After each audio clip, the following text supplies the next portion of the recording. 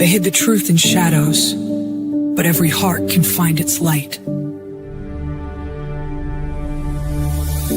We heard the silence and the quiet, feelings lost behind a veil of doubt. Step by step, our voices growing, breaking chains they tried to keep us bound. Every whispered lie can't hide the hope we hold.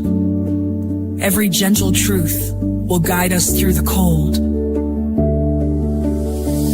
Like dawn across the darkest night, we lift our dreams into the sky. One heart, one voice will shine the light. Together rising, we will find the why.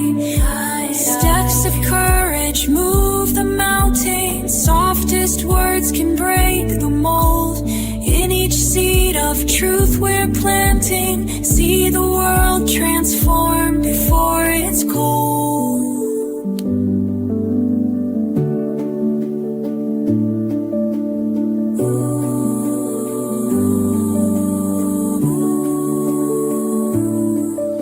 We gather all our hopes and dreams, reach out in love and let it be. One torn across the darkest night, we lift our dreams into the sky. One heart, one voice will shine the light. Together rising, we will find our own. Hand in hand, standing through the sky. Together rising, we will find the why. Brian is innocent. Brian has been essentially convicted in the media. He has a right to have this information withheld, brought out in public, so that people can see it's not this neat little package. So people can start to wonder if Brian's innocent. Your Honor, Brian is innocent. So if I talk about things that are in the affidavit, and if I talk about things that we're seeking that the state wants to hide, I think that's fair game for the public to hear.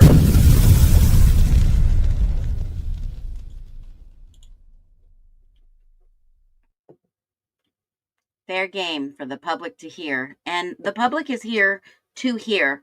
Good morning, everyone. I know it's early on a Saturday morning, wherever you are. Happy Saturday, October 11th, 2025. And I feel, in my humble opinion, the public should hear about this. Drop a 1 if you agree, and welcome in Nona, Rebecca, Amanda, love you girl, welcome in Donna Rosa, Eyes Wide Open, Stephanie, and I always stop at this one. You're gonna have to correct me. Is it Baby B? I love seeing these amazing names. So I know it's going to be a shorter live than normal, but I wanted to bring this information to you. You know, when we talk about the mysterious and the hidden in this case, we always have to wonder, why has this been so mysterious? And I know it is Halloween, the October month, fall coming in. And if you want to play a game real quick, let's break the ice and drop a 5, because I'm going to ask 5 questions. Drop a 5 if you want to answer an October mystery question. October fall mystery questions. I love these too. These are some really good ones. As a matter of fact, I think I'll answer 1 mystery question. What's more dangerous, being seen on camera or what's missing from the footage? And this is in regards to the IDAHO4. If you've not been following, there were some new documents dropped yesterday, and it was absolutely incredible the amount of witnesses that we've been able to talk about for the defense. And I'm getting into the witnesses for the state, which you guys are going to love my stream on Monday, by the way. It's well prepared in advance, and I had to do some serious rabbit hole digging for some of these answers. So what is more dangerous? What's been seen on camera so far, or what's been missing from the footage? And I would say the sheath missing from the footage is number one hands down, probably the most talked about pieces of evidence other than Molly McMichael being on scene to witness Brian Kohberger there. I digress. Missing. And obviously, if Molly wasn't there, the whole case would fall apart. You have to put somebody there at the scene of the crime, which he wasn't at the scene of the crime. So it's more likely that who could possibly have committed these murders? And I'm going to get into that Monday. Where's the sheath? Well, let me tell you, I wanted to know the same thing. So after the Moscow ruling by the judge basically said no more pictures, no more releasing, I requested, yes, I did, and I'll share it with you. I requested the FOIA for, in fact, the sheath myself. Okay? Because I want to know the answer that everybody is trying to get. And I realized Moscow may not release it, but ISP will, because ISP doesn't have any stop gaps. They don't have any orders against them not to share. So I went directly to the ISP. So, yeah, and this is a great point. With AI, we can't even trust video these days. You know, it's getting to the point where it's so good, you possibly can't trust it. I would agree. And misinformation, yeah, she was there for a whole 15 minutes. I kind of question that. I think it might have been somebody else outside walking a specific dog, in my humble opinion. But that's just me, and we have the right. My banner's up. We're not here to defame, slander, or endanger anyone. It's not legal, medical, or professional advice here. We are just thinking outside of the realm of the narrative that has been sold to us. And when I say sold, they've made a ton of money off this. So if Molly should be a suspect, I agree. If she was at the time delivering food or not, I agree, because 15 minutes is enough time to be a lookout for 2 male unknown DNA. Possibly. So it's super hard to tell. But as we narrow all this down, we're going to figure out if the narrative for Kohberger fell apart, then Molly didn't need to be there because somebody released that footage late in the game. And then we realized that Molly may have not even been a credible witness. They would have thrown her testimony out in a heartbeat, especially with the background of, and I think that's the document they didn't want to unredact yesterday, that perhaps that was Molly because of her criminal background. In my humble opinion, alleged. All alleged. So when you see that, then what do we go to? Steve said she had a good alibi when talking about people who were cleared 2 cent. Yeah, well, possibly. I mean, that is very possible. I mean, she had a good alibi if she was delivering food, and if they could verify she was working on the clock, then that would have been an alibi. But that's like a double catch-22, right? If you have a good alibi and you were absolutely a suspect, then how do they determine that she had a reason to be there at the time she was there? But remember, I do not believe this crime took place after 4 a.m. In my humble opinion, according to my timeline, according to the original first 24-hour report, it happened between 3 and 4 a.m. And it was a possible robbery / love triangle crime of passion. Well, who was the triangle?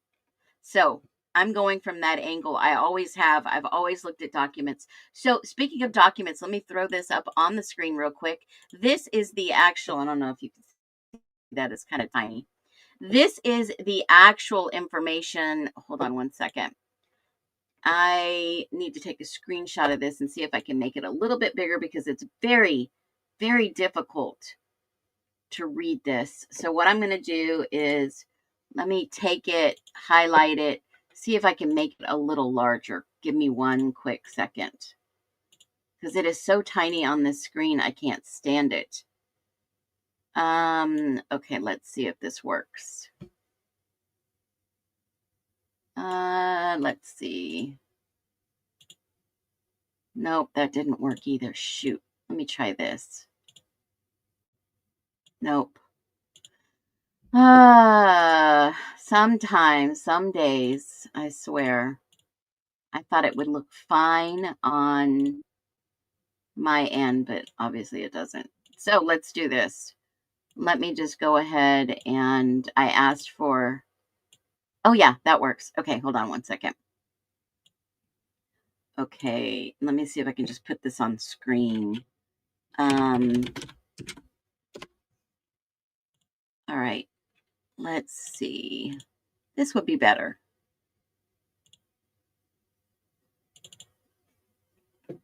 If it's too tiny, I'll just read it. It's better. It's not like perfect like I wanted, but it is better. So here is the document that I asked for. So, they basically respond back and say, thank you for your interest. I actually requested it through their FOIA electronic system. It's a lot quicker. The documents you get quicker, but here is the response. Here was their big time response. Hold on. Let me do this real quick. I'm going to see if I can make my screen disappear. I mean, my little dot disappear, but the screen bigger. Hold on. Boy, this is a pain in the rear end. I don't know how creators do it, man. I see people do it and they make it act like it's like so simple and easy, and it is not by any means. It is not easy. All this technology that you have to learn. Shh, I'll tell you. All right, let's see if this one works. Yep, that's better. So much better. Okay, let me see if I can just drop this down. I'm gonna put, all right, this you should be able to see bigger on the screen. I should have figured this out before. I apologize. I'm gonna put it request. Okay, there we go. It says it can't find it. Hold on. Why can't it find it? I saved it as, hold on. Email ISP. Okay, here it is. Let's see if this one works. And then take me on. Okay, yeah, that's, well, we're getting what we get, guys. I apologize. I should have been able to figure out how to make it bigger, but it's not working. So here we go. In this email, it basically says District 2 covers Latah County. And I asked specifically, okay, specifically because I'm going to show you the background that I sent them in an attachment so that they knew what I was speaking about. So I said, Dear Public Records Custodian, pursuant to the Idaho Public Records Act, I specifically request all records, reports, evidence documentation, and communications related to the knife sheath recovered at 1122 King Road, Idaho, on or about November 13th, in connection with the University of Idaho homicide investigation. Specifically, this request seeks, but not limited to, the following materials held or produced by the state of Idaho Police. 1. Crime scene processing report, notes or logs, and document the discovery, collection, or transfer of the knife sheath. I want the whole freaking shebang. Internal communications, memoranda, or interagency correspondence between ISP, Moscow Police Department, Latah County Prosecutor's Office, and FBI regarding the sheath. I did a blanket of everything because if ISP was involved, and I'll show you the documents that I backed it up with, any photographic evidence diagrams, lab range references to the sheath. Any portion of this material is exempt from release if, please provide a non-exempt portions and cite the specific exemption relied upon Idaho 50, I think 74-105, and any other applicable law. Please provide all available records in digital format, PDF or image files, via email if possible. And obviously, if there's any associated duplication fees, please notify me in advance. This request is made for purposes of journalistic inquiry and public transparency into a matter of significant public interest. Thank you for your assistance and attention in this request. I look forward to your response within the statutory period under the Idaho state law. Thank you, Phoenix Talks, Phoenix, aka Talks Media. Okay. That was my request. And why did I ask for this specific request? Well, not only is there so much controversy around this, but let me show you documentation that I provided to them specifically to show them why we are inquiring about this documentation. Now, in Moscow Police Department, Narrative 51, Brett Payne writes, let me see if I can make this a little bigger. Brett Payne writes, knife sheet item number 11. But this report was written on 12/4/22. He goes on to say, and I'm going to go right down here. You can go read it if you want. But he goes right down here to say, let me highlight the sheath. Right here. Okay. He goes on to say, and I'll start at the beginning of the paragraph so you know, this bathroom, and he's talking about the small bathroom on the east side of the 3rd floor. This bathroom shared a wall with Maddie Mogan's bedroom, which is situated on the southeast corner of the 3rd floor. This is Brett Payne speaking. Okay. This is Brett Payne. The bed, and this was after all the officers came in. And he doesn't necessarily, I don't think he put a time. Okay. He says about 4 o'clock. 4 o'clock, Sergeant Blaker and I responded to the 1122 King Road. I've never seen any video footage of him showing up. Yet. So he says, as I entered the bedroom, and then he's talking about Maddie's bedroom, I could see 2 females in the bed, in a single bed. So I don't think that they would sleep together in a single bed. I don't know about you, but I mean, if you were younger, and I just don't see that happening. But I digress. The bed was situated along the north wall of the bedroom, and both females, later identified as Mogan and Gonsalves, were laying on their backs with their heads toward, well, it said a single bed. It wasn't a twin bed. What size bed was it? Was it a full, a double? I mean, that bedroom looked tiny, guys. I mean, if you remember the picture that I showed you, that was like, my God, like a bedroom, a closet turned into a bedroom, right? I mean, I'll bring you up the picture and you can see, but it's like a little tiny room. I think this was the actual room itself right here. Someone shared this. Maybe it's a double. I don't know. I mean, what do you think that is? Affidavit text preliminary. Bedroom 3A confirmed as a victim Madison Mogan's bedroom. Knife sheath found here. It was the smallest room. It had to be a twin. That's why I'm thinking maybe even a full, right? Maybe at that. It's tiny. It is a tiny little bedroom. And I digress, right? I could talk about this all day long, but they were laying on their backs. Now, for 2 people to lay on a tiny bed like that just kind of screams to me, obviously they weren't sleeping, they were placed. Now, and then they say their heads towards the east and their feet towards the west. which is also the direction of the only door in the room. Okay? Both females had numerous stab wounds and were covered in significant amount of blood. Then he goes on to say, listen to the wording he used. I also later noticed what appeared to be a tan leather knife sheath laying on the bed next to Mogan's right side.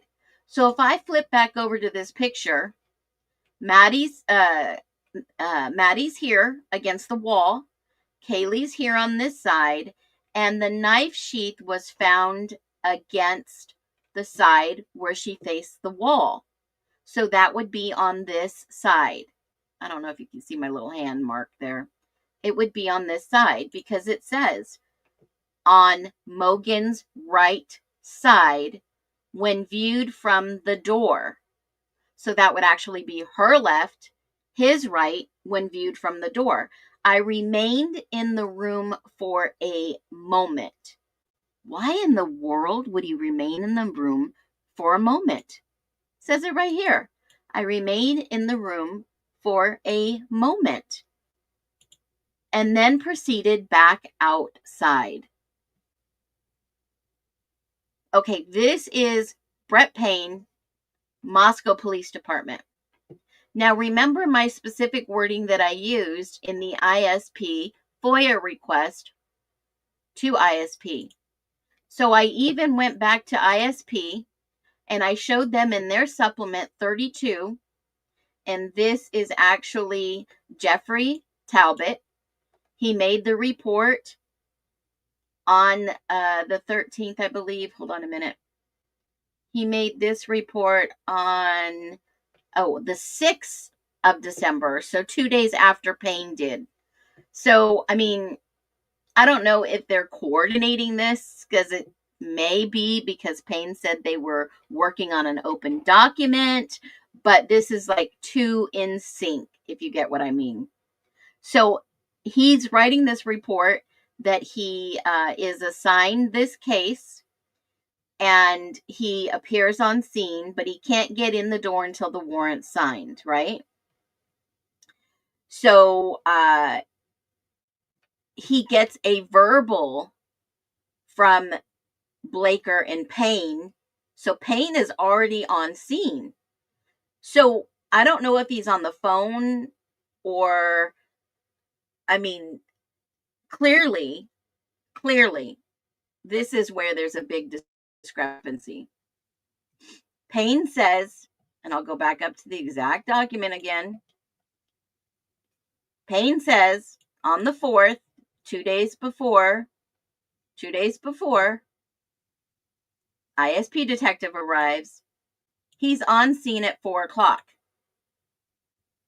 Payne says approximately at 4 o'clock, him and Blaker gets to the scene.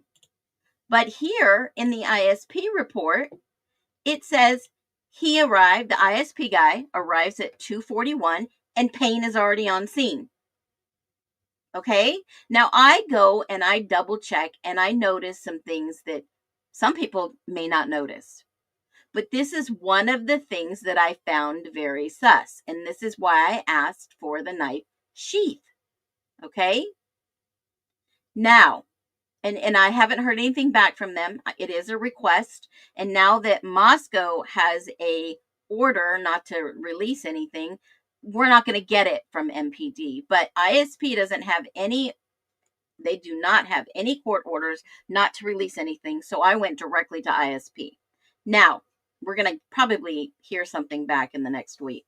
They have a certain amount of days they have to respond legally.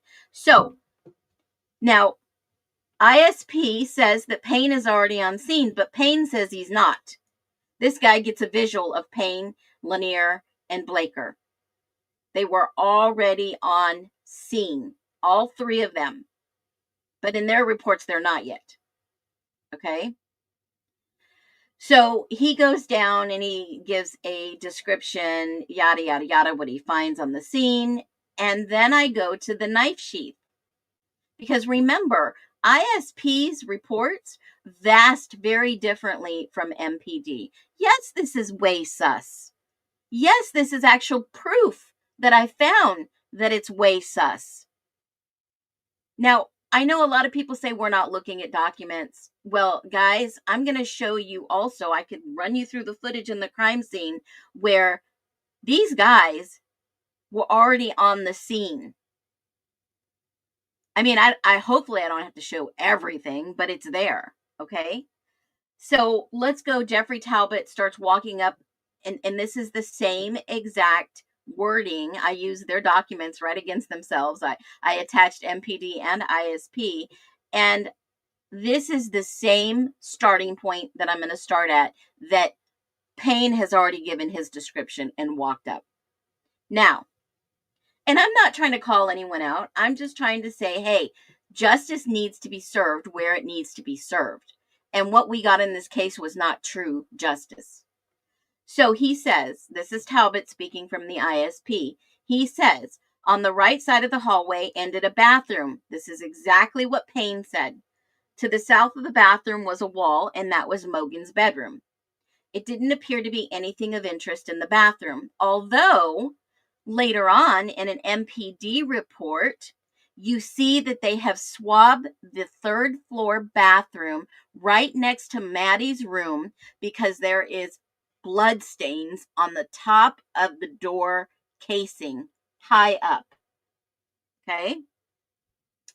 Then he goes on to say, as I entered the room, there was a bed directly to the left, which is the east, which lines up to what Payne said. On the bed were Kaylee and Maddie. They were covered in a beige comforter. Well, unless this guy is colorblind, right? Then pink is not beige. That's a massive discrepancy. And there was a large pool of red liquid near the center of the comforter. So if it's red liquid, why not just say possible BLOOD, right? Anyways, multiple walls. Now, this is the kicker, because Payne didn't describe this, but this guy is very detailed as an experienced investigator. He says multiple walls and the ceiling, blood on the ceiling. Multiple areas had cast off. Okay. Then that's why I said maybe he is colorblind. Some people are. Beige and pink. Maybe it was a lighter pink, a shade of pink. I don't know. But the pictures seem bright pink. Now, so the walls had the cast off and the ceiling. Mogan had multiple visible cuts on her face. And Kaylee had severe trauma on her face and visible cuts with a large amount of red liquid on her face. That matches up to what Payne said. But here's the kicker. There appeared to be aspirated blood from her mouth. He's talking about Kaylee's. And then he says near Mogan's left hip was a tan-colored leather sheath partially covered by the comforter. Okay. Now, let me just express my concerns with this statement. He's saying it was in a different place than Payne found it. And Payne said he was in the room for, what did I say? Hold on a minute. Let me go back and say what he said. So he has already been in there. I remained in the room for a moment, then proceeded back outside. So Payne had been in the room for a moment, and then he leaves the crime scene. Let me tell you again. I'll read it for his own words. I also later noticed what appeared to be a leather knife sheath laying on the bed next to Mogan's right side. Okay? So Payne is describing the sheath was laying next to Mogan. Visually, he viewed it from the door. But then the ISP officer said it was partly covered by the comforter. So did somebody move anything? And if this guy wasn't in the house, and allegedly 3 other investigators, the captain and a detective, were already inside, how did that get covered? Now, this is Talbert. This is written by Jeffrey Talbot. This was not Darren Gunderson. This report was written by someone else. But yes, he was assigned the lead investigator. So, was it placed and then covered? And who had access to put it and cover it? Because now it looks to me like perhaps somebody has covered it. Because when he finds it, he says, Talbot says, it was partially covered by the comforter. Who frickin' moved these people's bodies or the sheath or the comforter? And that's my point in asking for the FOIA, because I guarantee you, perfect timing for a court order to stop releasing Moscow's footage, documents, pictures, and I want to see if ISP has anything in regards to this. And then he says, on the door edge, I saw multiple red color transfer smears. Now, this is what screams to me movement. Movement. Because if you are going to carry a body up and dump it on its back in a bed, you're going to have to fit through a small doorway. I'll show you the room again. This room was tiny, guys. And I don't know if I can see any other rooms that would give you a better look other than the model. Hold on one second. There is the model, and I might have to pull it from my repository. There is a model dollhouse that they were going to use in court. And I think it shows probably the best little picture. I think it might. This little bedroom was like a closet. So that door, I mean, it probably is a standard door, but that room was so freaking tiny.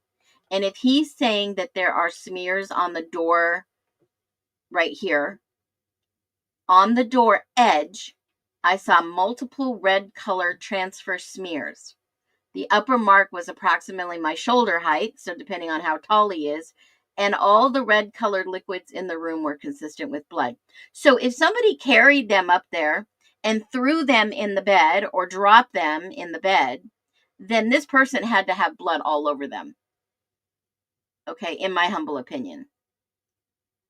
Why would somebody else write a report? Because if you go back to this report right here in the beginning of this case, MPD called ISP, the state police, and they said that they needed help investigating this. Now, local could have, and this may be protocol, it might not be for Idaho, but if a local sheriff or a local police department doesn't have enough coverage, manpower, or experience, they can always call another interstate agency to come and help, and that is the state police. If you don't know anything how local county government, state police work, state police has a higher authority, not over the sheriff, but over municipalities, towns, cities.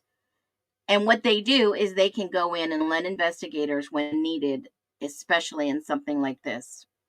So he was put in charge as the lead crime scene investigator. So that is why he is writing the report. He is writing the report for the ISP detectives because this is the lead crime scene investigator. 2 separate jobs, 2 totally separate trainings.